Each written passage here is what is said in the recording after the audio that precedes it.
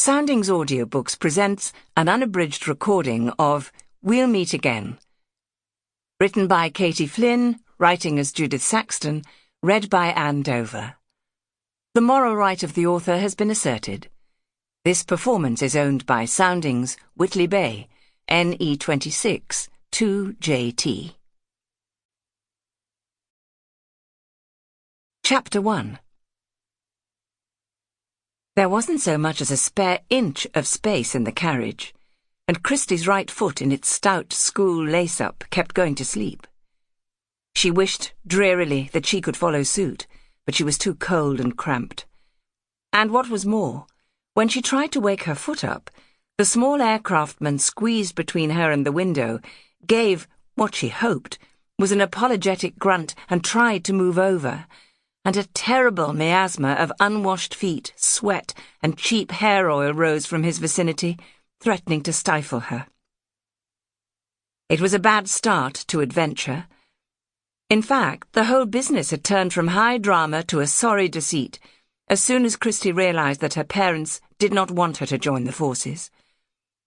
Her brothers, Frank and David, had gone into the Air Force and Navy, respectively, but that simply meant she was needed more desperately than ever to work on the farm. Even a girl could be useful, and Mummy had kept muttering that she was sure they could do something to get Christie officially on the strength to make up for losing the boys and the younger farmhands. Bert and Fred remained, but they were both in their 70s, set in their ways, dismissive of strange girls in strange uniforms coming to help out. Christie sympathized with the old men. She even understood her mother's motives, but what her mother didn't realize was that Christie saw farm work not as a job, but as a familiar and boring chore. It was better than school, perhaps, but what was the point of being 17 and an adult if you couldn't have the dignity of choice? And Mummy just kept talking about the land army and pulling strings so that Christie could live at home. And all Christie wanted was to get away from the farm, to go abroad, to live dangerously, to meet on equal terms some of the glamorously uniformed men she saw striding the streets of Norwich when she was hurrying to and from school.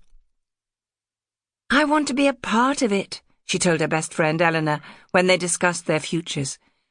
"I want to do what the boys have done, not just put on breeches and a green woolly and go on being bossed about by my parents." So she'd gone to stay with Eleanor for a few days just before Christmas, and on one of them she had caught the train to Liverpool Street Station in London. Her parents in...